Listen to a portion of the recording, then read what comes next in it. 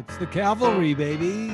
We're back. We're back. We're or back this might be first episode. Who knows? Could Since be I our have first good episode. audio this time.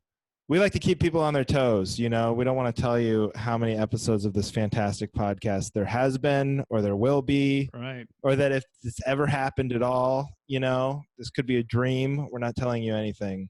If you're listening to it, this could be live for all you know. Right. We could be dead. Right. This could be we could be long gone, killed off by the plague. That's right. But right now we're alive, I think. So yeah, we're alive. So anyway, this is the Cavalry. You know what it is. It's me and Johnny. We come to each other with backup. We need, sometimes things happen in real life and you need backup because we're getting beat down out there. You know, we lose a few arguments here and there. We go out in the real world. People think we're wrong, and we come to each other to see if we are wrong or not. And hopefully we get back up. So that's what the Cavalry is. And we're pumped. We're ready. We're going. What's up, Johnny? How was your week? And we have a pretty good record too. Of backing so far we're pretty right. You know, we're enabling each other, I guess is the word. unless this is the first episode. Right. Then there is no record. Right. Then we hope to have a good record. Like we said, don't try and think about whether this has happened before. Just enjoy the moment. Live in the moment. This is happening right now, and enjoy this. So how was your week, man? How was my week's good. My week's let's see, not too eventful. Yeah, I got nothing jumping out as far as exciting stories. What do you have for this week? Anything exciting? No, nothing exciting. Just that's a good start. Good yeah, start. This is a great podcast. Well, I guess I have an update for because I don't know if it's not good to update things other past episodes, but we talked on previous episodes. I was taking this landscaping job, and yes. I was working for these crazy characters, pay cash, Toothless Joe, and this hoarder guy. We're working at his house, and the whole thing was I didn't care how we loaded the trailer, and this guy I was working with, Chris, he was obsessed about how we loaded the trailer wrong. I was like, who gives a shit? This guy, he wants us to do it this way. We're not gonna have to unload the trailer. Who cares? Except I got a call to go work on Saturday, and the gig is unloading this dude's trailer. So are you serious? Yeah. So I had to do all the work, and it was horrible. It was loaded horribly. It took me forever. By me, and I paid the consequences for. So that I don't know if there's a lesson in there or not. That's karma. That's karma. Is that karma? I think. Is that what that is? God damn it! If I understand the word correctly. That was yeah. I ate my own, hoisted by my own petard. Is that it? I don't know what that word means, but it's a funny sounding word. Yeah, something like that. But so I had to pay that back. But and then other than that, you know, it's just one day rolling into the other. It's I had a quick thought, like, you know, like high school, because you have 3 kids, but they're all young. Mm-hmm. But like high school kids can't go to prom, you know, this year. Mm-hmm. It's like all the kids in my neighborhood, I was noticing that they're having like graduations just by car. So I've seen like parades of cars going by and they're honking. And I was like, that's pretty sad they can't go to prom. But where would you stand on them going to prom like the next year? Like with how, you know, aren't they seniors? Right. But then, you know, every every terrible. Once in a while, but bunch of college kids coming home to have sex. Yeah. But then, well, not to have Johnny, good God, just to dance. But there would be. So they're nerds. Okay. When you went to prom, right? I don't know, maybe you didn't go. But when you went to prom, I didn't have sex. I'll tell you that. Me neither. We need backup there. But when you went, there would be older kids. Invariably, there were a few, right? There were some people who were dating like somebody 1 year older, and they'd bring their boyfriend or girlfriend to prom, and they were always like the loser who would go to prom, and they were too old. Like that happened at your didn't that happen at yours? Seniors would bring their college freshmen. Right. So if you were a junior and you were dating a senior, and then the next year you were still dating, you would bring. That's funny. I don't know that ever happened with anyone really? I knew. But you know what's funny is when I was a freshman in high school, I dated a senior, And so I was a freshman Whoa. going to all these things. And I thought I was hot shit, but my wife just says, boy, she must have been a huge nerd. Apparently that is what it was. But Yeah. I never had, no, yeah. You know what? The only time I know that happening was when because I did that. I think I was, I don't know, a junior. And there, maybe it was homecoming, not prom, but whatever you have when Yeah. you're a junior. And I brought my college girlfriend.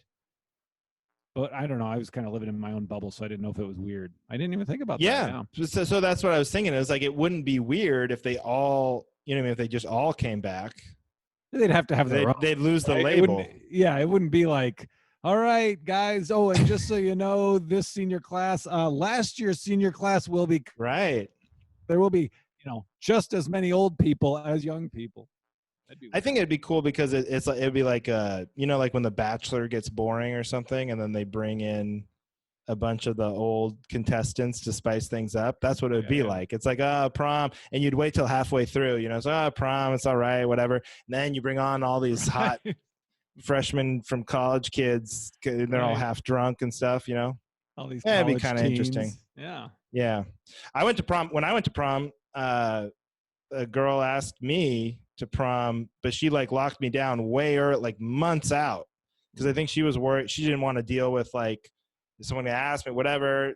Yeah. And she knew I liked her. So she asked me way ahead of time, asked me to prom.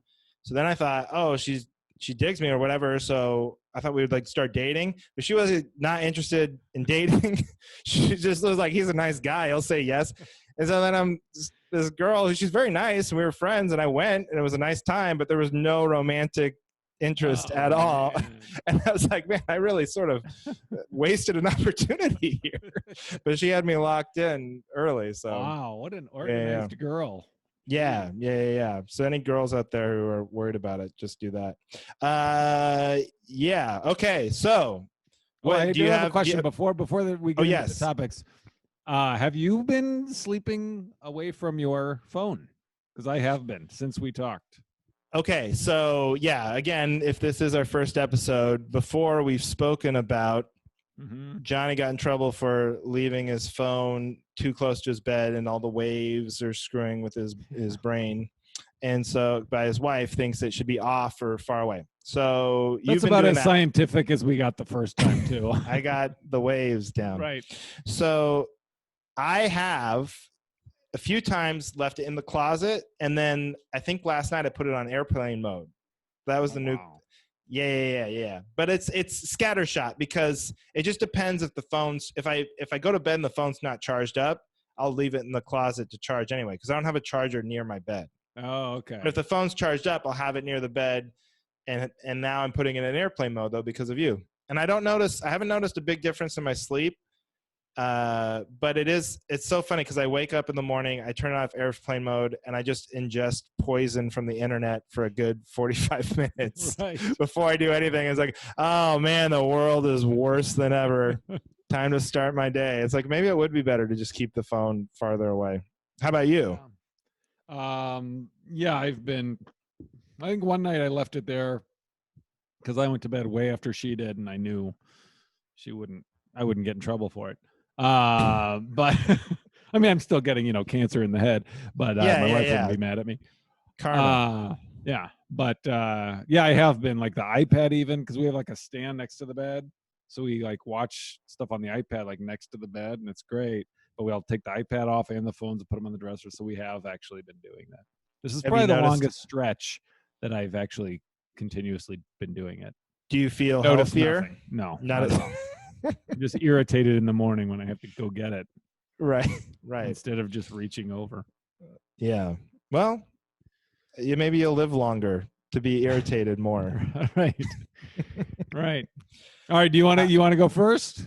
I can go first. I have one. So I said, been walk. Obviously, that's the only entertainment is walks. We walk our dog. We have a little dog named Trudy, about 10 pounds. She's like a poodle Maltese, and she gets a little like on the leash. She gets a little aggressive, like she has that little man complex where she'll lunge, she'll bark, she'll like, we got to hold her back, you know. But if she was off the leash, she's the most pathetic, shy. She'd just be hiding underneath us all the time. On the leash, she's a little aggressive. So we'll walk in our neighborhood, and she'll bark at like a bigger dog, and then they'll either get one of two reactions, both of which I do not like and want this fixed. I don't want people to react these ways.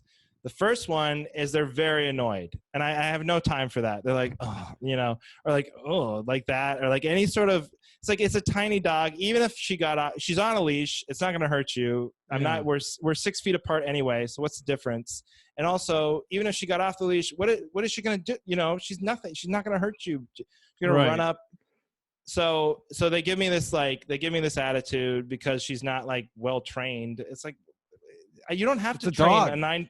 Yeah, it's a dog, and you don't have to train a 9-pound dog. You can just, if it ever, you can just pick it up and move it somewhere. You know what I mean? There's no, it's not a pit bull. You know, it's like, she's not. So anyway, that I don't like. But then there's the other end of the spectrum, which also bothers me, which is when they go, we got a real killer, when they're sarcastic. Like, I don't like that sounds hilarious to me, Andrew. I don't know. I don't like that either, because they're downplaying. Because she can't hurt you, but like, come on, you don't have to like humiliate her. Do you live next to Dane Cook or something? Yeah, the funniest. I live in a real funny neighborhood. Everybody's hysterical. No, but yeah, they give you that. Like, it's careful. Look out. We got, you know. Yeah. But I don't like that either. I like a respectful in the middle, you know, just like, oh, hi, like, just ignore the behavior. Right. It's not a problem. You don't have to make fun of her for being too small to hurt you, and you don't have to pretend like you're actually scared either. Just there's somewhere in between is where I demand people to meet me at when I walk my dog. That's fair. A disrespectful dog. You think that's fair? Totally. It's first of all, yes, it's a dog, you know. But also, it puts you, like, when they do the joke thing, it's like that puts you in a situation where you're like, oh, now I got to come up with how to respond and not make you feel an idiot. Like, why? This isn't on me. You've got a yes and your stupid neighbor. Like, yeah, she's murdered people before. Look out. She ripped out the throat of my cousin. It's tragic. And like, all right, that's enough. You don't have to keep going. I don't know. So that, and then like you're right. Like, I don't know. We do a thing too. It's like people, you pretend like you're training your dog. Sometimes I'll tell her just to keep up appearances. I'll be like, oh no, Trudy, no, don't do that. You don't act like that. Like, she has any concept. You know, there's no actual training. Hey, no, bad. But then it's like she knows, like, oh, he just says this and nothing ever happens. Yeah. So. Oh, no, he might say no again later. Uh-oh. Right. Because she knows that word. And then we do it very calmly. My wife, Heidi, she doesn't like me yelling at the dog or pulling on her leash too hard.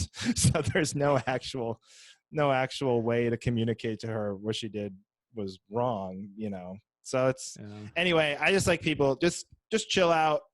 If you're going to, she's going to pull and like bark and stuff, but she's not going to hurt you. And also, don't demoralize her with your fake concern. Right. If they do, like, if they're like, whoa, if they like act like they're scared, then I think how you can retaliate is just by going ballistic on your dog and making them feel terrible.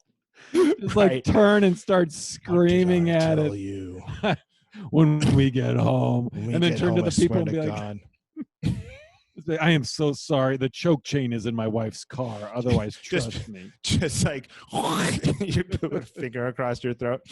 I just did lose it, and then they get sad for what they've done. Right. That's the move. That's the move. Okay, I got it. Yeah. So I guess that's it. But it sounds like you're backing me up, which is good. Of course. Yeah, because I've been in similar situations, except it's with my kids in church instead of a dog on a walk. It's the same. Like, come on, the kid's 5. What do you expect? Of course. What am I going to train him? Yeah, I'm going to tell him no. They don't understand. Yeah. Why would I train him? He's so small. I can pick him up. Come on. Exactly. So I'm behind you. I fully support that. Good. All right, what's up? Did you have anything All you right. need backup this week? So my main one is, and I'm not to get all cliche husband wifey, but it's about how I consume candy, and it's not husband. It's like, The okay, classic, let me ask you this. husband and wife quarrel: how I consume candy. Let me ask you this: when you eat, let's say, a bag of M&Ms, Sure. not the sharing size, not that that's much bigger. How many? Like, how do you do it? Do you eat them one at a time, or is it literally one serving and it goes in your mouth all at once? Well, I don't rip open the bag, pour it back, and continue to let gravity empty the bag in one gulp. I don't know if you're trying to be humorous, but that is literally exactly how I That's eat. not even possible. What? A bag of M&Ms? An entire bag of not the Halloween size, No. right? Like a bag you get at the checkout aisle. Yeah, a full size bag of M&Ms. Yeah, not like the one that's in the candy aisle for Halloween when you put it in a bowl at the office and you're like, here, this will last 2 months. The small bags, I could definitely do that. But do you chew them? Sure. I'm not a just- hippopotamus. Well, I mean, I think I'd have We too are many off in my to a mouth. rocky start. I'm trying to be behind you. I thought I was going to back you up here because I thought we were going to say, yes, I eat the whole bag in one sitting. Like it's like I pour a handful. Who doesn't chew do on that? That's everyone. Well, yeah, but who pours folds an it in entire half and it's like, the rest of this is for Tuesday. Well, no, I thought that was going to be where the complaint, and then I was going to easily back you up. This is just taking me a minute to get behind, so I'm going to let you continue. I gotta not. Yeah, I'm putting bait out there and not telling you the whole. So this Sure. is so I hold it up and gravity puts it all in my mouth, and then I have a mouthful of just joy. Right. It doesn't last very long because it's literally one mouthful and then it's gone. But I look, she's like, no, you can't do that. You have to eat them one at a time. Well, that's maybe I've ruined M&Ms for myself by eating because you can't go back. You know what I mean? Like that's like you can't one at a time. It's like, is there one in there? Hang on, is there one in my mouth? I don't even know. There's one. There's. You've desensitized your taste buds. They can't even taste one M&M. Small. Exactly. You've pounded them with chocolate and sensation over the years to where they're like, it doesn't even register on the Richter scale anymore. Yeah, it's like dust. It's like, it's just yeah. Yeah. It's like that it just gets excused because it's not significant enough. But like, so what we'll do when we're watching, and now I don't know why I said M&Ms because I only like peanut butter M&Ms, but usually what this has been happening with is dots. Do you eat dots? Do you like dots?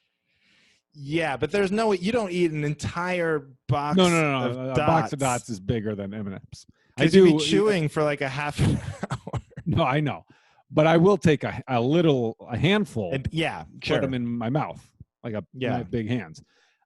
So she will control the box, and she will give me one at a time. She'll be like, no, you have to savor it. You have to savor it. There's only you give me one dot. There's only so much what's the point? Right. That's like, okay, you want to buy, let's say, this is my analogy. I've never been good at analogies, but like, let's say you want to buy a TV. And it's like, well, here's $1. You can't spend all your money at once. You don't want to get a big TV. So you just go spend $1 every day. No, that's not enjoyable. That's a horrible analogy. But I am going to agree. Here, I'm going to help you out because this is the way I would explain it. Like, because each dot, right, is a certain size. Mm-hmm. To which you no longer you can't appreciate it at that size, because now what if you went to your wife and you're like, okay, we're going to really savor these dots because I'm going to cut each dot into 10 pieces. Okay, so we're on the same page, because then you would enjoy 1/10 of one dot, right? Because wouldn't that be savoring it even more to the nth degree?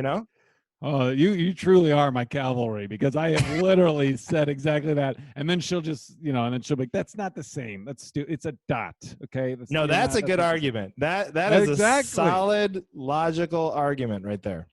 I agree. So here's what she'll do. Is she'll be in charge of them, and we're watching whatever, you know, and she'll give me one at a time. And she'll be like, "All right, you have to savor it." And so then here's what I do: I put it next to me, and then I go like this, and I just pretend to chew, and then she'll give me another one, 2 minutes later. So I stockpile them, and then I get a big pile, and I will hold it up, and I'll say, "Hey, babe, watch this," and she'll turn, and I have a mouthful. I'm like, "Oh." I'm like, see, it's worth it to me to hold. It's worth it for me to wait and to Man, just do it. Like I'll wait that's 10 incredible. minutes for the handful, because one per minute is not going to cut it. Well, see, and so you're building anticipation for the big, because I remember my dad, like, you ever eat crab, like real crab out of the shell, and you're cracking it and you're getting a little bit out each time. And, I remember we had crab one time, and my whole family, everyone's just eating it. Whenever you can get a big piece out, you're down the plate, down the gullet, Yeah. But then my dad, he would crack it, pull it out, make a pile. And then we're like scrounging for everything. First of all, crab is so overrated because it's like so hard to get a little piece, and it's very good once you get it. Right? It's not worth the work. It is totally not worth the work.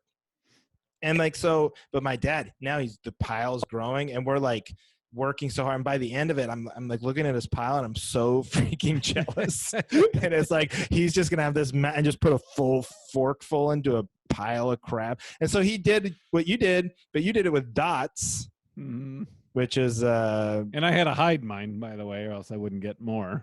Right. And he should have hit it, because, I mean, it's very tempting when someone's got a big pile of crab. You're like, come on, just give me a bite of it, He did all the work. Right. But no, I'm with you, but there's an obvious compromise here. What's that? We each get our own. You just box? have like a few dots. You don't have the entire, or like the M&Ms. So go back to the M&Ms. I just still can't believe you ate like the entire bag of M&Ms. So you might be overestimating how big these bags are, because this is like a one bag. No, you're talking about like the fun size, right? No, the ones you get at Halloween. Yeah, those are like, what? Is there anything in my mouth? No, I'm talking about the ones that are like $1.25 at the Target checkout aisle. I was like, oh, I'll get a bag of, equivalent to a Snickers bar. Rip open. And it's like how an astronaut eats or something. Right, yeah, astronauts eat. You're like Rocky, but then there's no substance. Right. There's no protein building substance in what you've just consumed. Yeah. Like no, that's comparison. Weird. You're yeah. I'm like Rocky. Yeah, you're like Rocky. Let's end it right there. Our analogies are continuing to be inexplicable. But that's weird what you do, though. How you eat. I don't think anyone else eats M&Ms like that. Really? Yeah, I think you're on an island there. I'm going to back you up and say, yeah, don't eat one M&M at a time. That's also insane. You guys are like so far at the opposite ends of the spectrum. No. So I'm going to say, yes, go ahead and eat a handful of M&M. Maybe even break the bag into two. How many would you say you eat? I would go like, I'm just envisioning, like rip, I pour. It'd probably be like 10 to 12. In a handful. Okay, so you probably get 3. I'm probably getting 3 to 4 handfuls out of a bag. Yeah. Okay. Maybe you could do that. We'll see. We'll see. We'll see. Yeah, but I mean, what if you had like, because like sometimes you go to like some fun office and somebody's got a big jar of M&Ms on their desk, like a huge jar. I mean, what are you grabbing out of there? That's the word. I mean, that's the word. That's like, I'll grab a handful, and it's like I just can't walk too far away, because I come right back. Okay. All right. Well, I have good control. I have self-control if I don't eat any at all. Like my wife's like, don't eat any. Like if I don't put any in my mouth, I'm good. But if I have anything, if I taste it, it's like, oh, I gotta finish it. Yeah, I feel like we have this. My wife and I have the same conversation because I eat really fast. I don't eat M&Ms like that, but I eat like any food. You didn't have to just- make that face. But, it's still so weird to me. But I eat any food like really fast. Just like I think it's because I had brothers, you know, and then you're always worried about not getting the last piece of pizza or whatever. So you're like, everyone's gonna get 4 pieces or 3 pieces or whatever. So you better eat your 2 quick so you can get back in. yeah. Or else someone's gonna eat 4. So I think that's where it comes from. But I always eat fast. And my wife says the same thing. She's always like, savor it, but also like listen to your body. And her big thing this week, she was like, this is what she said. It was so patronizing, but it hurt me a little bit. She's like, just try putting your fork down at some point in the meal. Oh my God, that's just put it down just first. And I was like, do I never put the fork? It never hits the table, and it's just like on a pulley system or something, just always shoveling into my mouth. Yep. So I don't know. I mean, so I'm with you. I mean, we have the same, you know, because my wife is really big into like listening to your body, you know, when you're full. Because if you were only eating one M&M at a time, you might realize you were full before you got to the end of the bag, you know? Did I tell you the story when we were on the cruise ship about being at the wedding and eating so much Mexican food? Yeah, no, but tell that story, because that's so the best. Yeah, that's what you reminded me of. So I'm at this wedding of a old coworker of my wife when we were living in Waukesha, and so it was her coworker. So I was like, you know, I don't know anyone here, whatever. But the food it was a Mexican buffet, and it was so good. I really like Mexican food. So I just kept going back and just eating, and I ate so much. And I've never done this before other than this day. I ate so much that I vomited just from overeating. And I had to I would go outside. I had to go outside. I was like, oh, I don't feel good. And I had to go outside and just vomit on the side of the You vomited outside? Yeah. Yeah. Wow. Why there instead of the restroom? It was a lot lower traffic outside than in the bathroom. There's people going in and out of the bathroom. I'm sure I did vomit in the bathroom at some point later, but the initial ones, and people did see it because there's nowhere to go to be alone. And so people are asking my wife, like, oh my God, I said, is Johnny okay? Is he really drunk? And my wife just went, she was like, oh yeah, he's drunk. He's drunk. Because that's less embarrassing than, oh no, he ate himself so much that he vomited. He can't control. He's a child. Yeah, you know, she's like so embarrassed. Like, yeah, he's actually a big heroin addict. He's coming down pretty hard right now. He's very sick. He needs a fix, and he's going through withdrawals. So, yeah. That's why he's throwing up. Just to save face, she told him I was a heroin junkie. But it is just so much more normal to get too drunk at a wedding and throw up than to eat too much food. Right. You ate too much food so many times. People are like, is it his first time getting free food? Is this the first time he's been allowed to just eat as much as he wants? And like a dog? He an adult or no? Have you ever let him just feed himself? Or do you keep limits? Do you put locks on the cupboards? So anyone that was confused by how I talked about how I ate M&Ms, now they're like, oh, okay, it's starting to make sense. Yeah, I mean, that makes a lot of sense. Like a taco, were you just like one whole taco, like down the hatch? like Homer Simpson, just unhinging my jaw. Just on a conveyor belt, and they're all moving in, and you never get full? No. Well, yeah, no. You've seen me eat, so you know I... Yeah, I mean, you eat, but you're also very skinny, and you don't eat like so. When I watch you, you don't eat so much. You just eat like you eat like a 6th grader kind of. Right. You eat a lot of hot dogs. Eat hot dogs. Yeah. I mean, whatever. You eat like a guy who loves hot dogs. I don't know. Whatever. That's, again, the analogies are bad here. I know. I'm not overweight, but I'll probably I'll probably be dead in 2 years because my blood is terrible. That is weird when there's like skinny people, but then they go to the doctor and the doctor's like, "Oh my god, your chart! How did you get in here? I can't let you leave legally." Yeah.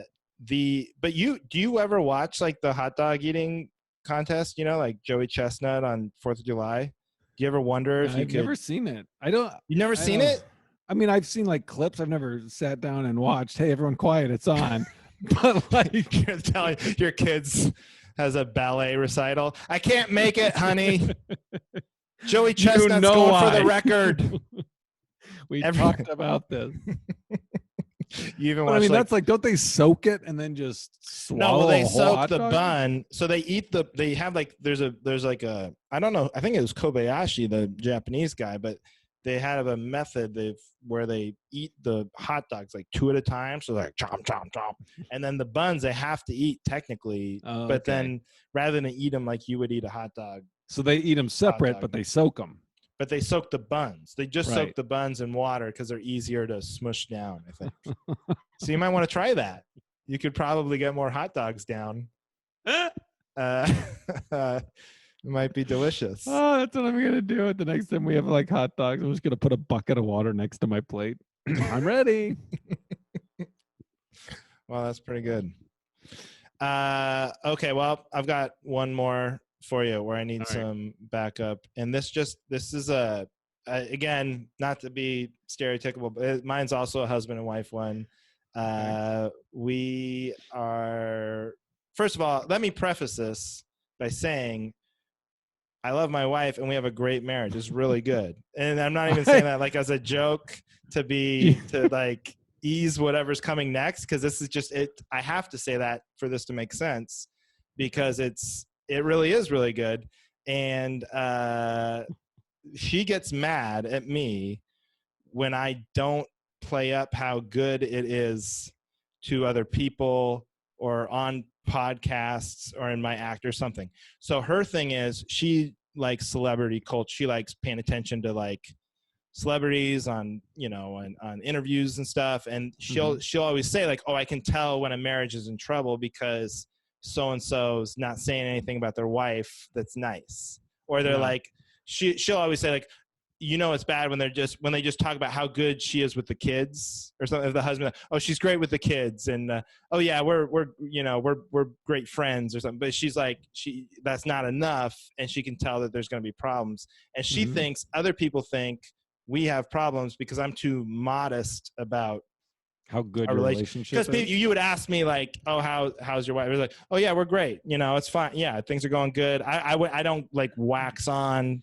But that's kind of how I am about everything. I kind of downplay everything. And what I tried to tell her today, it's like a comedian, we're both comics. So like a comedian who just tells you how much they kill all the time. And every time they have a show, like, oh, I crushed. It's going so good. We would roll our eyes and go, that guy probably sucks, Yeah. But someone who's like humble, more like, then you go, oh, they're actually probably really good. Yeah. So she wants me to be more, like if you ask me how my marriage is, I got to say it's great. We're so in love, and it's every day is another, paradise or whatever. Right. And it's just not in my nature to like, boast about kind of stuff. I get that. So is her concern more about like day-to-day talking to people? You don't talk it up, or like in your act? Both. But probably more so in my act. But although in my act, I'm pretty like, I think she's okay with my act because that's been carefully vetted.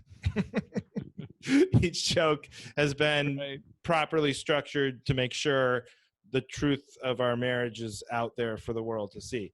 But a big concern is like podcasts or just talking to people or talking to groups of people or whatever.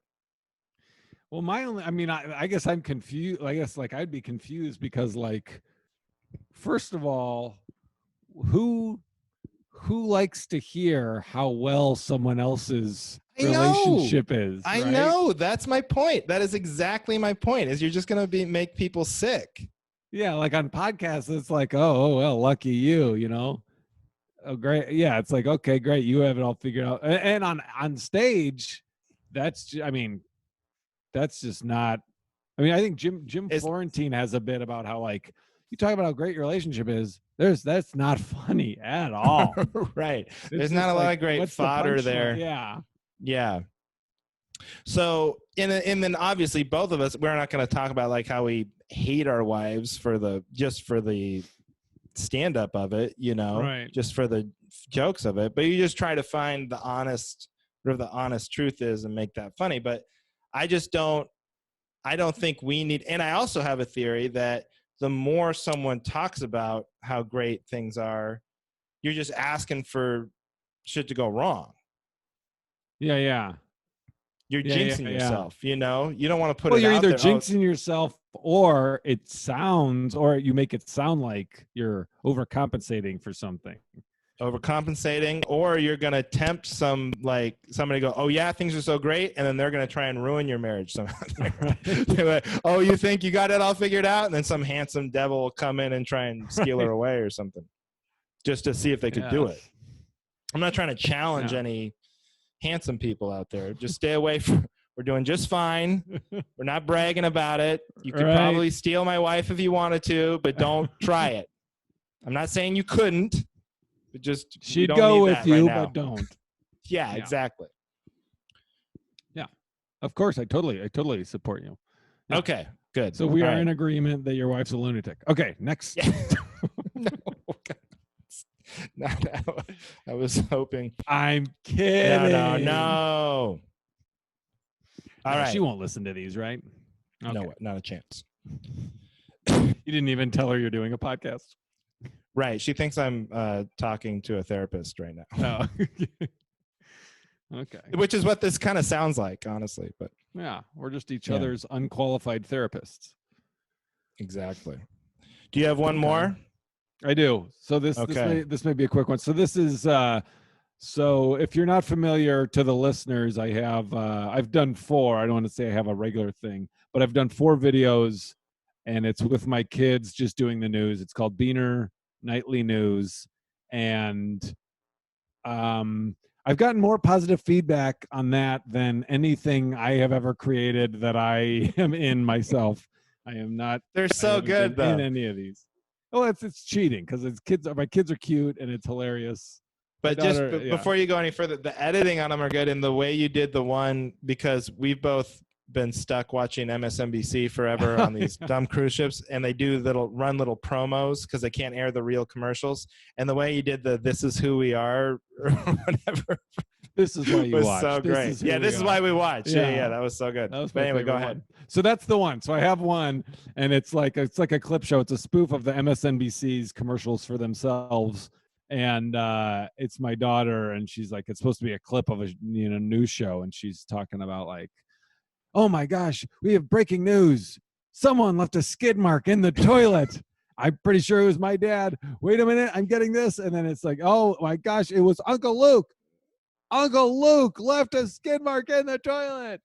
And it's hilarious, blah, blah, blah. So here's where I need backup. So certain, we'll call them sisters, have said, I don't know that you should have said Luke in the video, because I mean I post him everywhere, and he's my brother, and they wouldn't have said that if my brother Luke didn't have very specific strong bowel movements and more stories of clogging toilets than any of us. So they're like, too that close was to home. Too close, yeah. But I'm like, look, come on, they don't. I mean, well, first of all, this Uncle Luke must have a serious reputation, considering you're calling him out as the guy who ate so much Mexican food. We're puking at a wedding. So I am inclined to believe that this is serious. But yeah, man, I mean, how old do you have to be to where you can just get made fun of because you continue to blow up toilets? Right. You know, you can't be sensitive about it at a certain point. You just have to own it. Go, that's exactly. I'm the destroyer of toilets, Uncle Luke. Yeah. Here, So I know I'm with you. I think that I've Yeah, and like, what are you gonna do? Change the name? Go Uncle Larry? Yeah. Oh, to protect the innocent, like what? People would still put it together. They know which uncle is the worst offender. It's not like you're gonna leaving a little breadcrumbs for people to figure it out. Yeah, people are. If we did that, people are just going to start calling Luke Uncle Larry in quotes. Yeah. Ooh, exactly. I wonder who Uncle Larry is. If we'll ever get to the bottom of it. Right. So that okay. So that opens up the bigger door. Do you think it's fair, like in your act, to talk about people? I mean, other than your wife. Your wife. I talk about my wife. Whatever. They signed up for this. But I mean, like. Yeah. Other people would be like, okay, so this person that's a real person did this. Yeah, I have, when it's too mean, I've changed the identity. If it's like too mean, I've changed it to me. Yeah. That's a good trick. Yeah. But like, I had something, it was a loose family member did, but it was that joke. I have a joke about parents who mispronounce words to their kids from a children's book. So they're reading a children's book and then they say the words wrong and how that screws up the kids. So that was a loose family member. And I think I changed that to just someone I saw, like a stranger, because I was like, there's no real need for me to put this person on blast. Yeah. They're borderline illiterate, So that's not really necessary to the comedy of it. But I think for the most part, it's pretty fair game. Yeah. And like, people just need to they'll be mad. Like, how long are they really going to be mad? Like, that's the thing. Is Luke is not. I don't think Luke himself is mad. Well, no. Is he your brother? Your brother-in-law? No, that's my brother. What did I do with my phone? He's your brother. So okay, I posted. If he's your actual brother, then no, there's no. If he was your brother-in-law, totally it'd be a little iffier, but. So so I posted it, and then I'm trying to find the text that he wrote. Where is it? Sorry. He wrote something like, I'm a big fan of Edie, not a huge fan of her most recent work. That was the text that I got a couple hours after I posted it. Yeah. Well, what I would say, look, you can attack my daughter, but do not attack my comedy. Thank you. Okay. You can say whatever you want about her performance and what she did wrong, but do not attack the writing, because that was pristine. Yes. And the episode before that one, in the closing credits, that was the one, or one of the ones where Duncan danced. I said in the credits, Duncan's dance inspiration or dance coach was Uncle Ben. And I got a text from Uncle Ben after the last episode that says, I'm so glad I got mentioned in the other episode instead of this one. So you would rather be known as a bad dancer than a guy who blows up? No, he's a great dancer. What do you mean? He's a great dancer. Oh, I'm sorry. Yeah, he's his dance inspiration. Yeah. Yeah. No, I think it's fair game. And, if you want to change your rep, it starts with you. You know what I mean? It's all about your diet. Change your diet up. Right. Start eating your M&Ms the whole bag at a time and just really clean things out. If you walk by a wedding that has an open Mexican buffet, just really puke it all out before you destroy the toilet. Oh God, how did we devolve into this? But no, I think fair game. I'm behind you 100%. Sweet. All right. That's all I needed. That's what the Cavalry's for. There we go. I think we were 4 for 4. I think we were 3.5 for 4. Yeah. I was a little wishy-washy on your M&M eating technique. I still got what I needed out of it. I still feel I was supported. We'll call it 4 for 4 then. Okay. Well then, I think that's it. I think we covered the most important topics of the week. So thank you everyone for watching and listening, and we'll see you. Do you have anything you want to plug? That's what they do at the end of podcasts. They plug stuff. Yeah, let's plug our upcoming dates. Let's see here. Yeah, look out for the Beaner Nightly News. Yeah, Beaner Nightly News. Keep them coming. I want to see more. At Johnny Comic on Twitter. There you go. you go. All right, man. We'll see you next time. See you next time on The Cavalry. Whoa, so professional.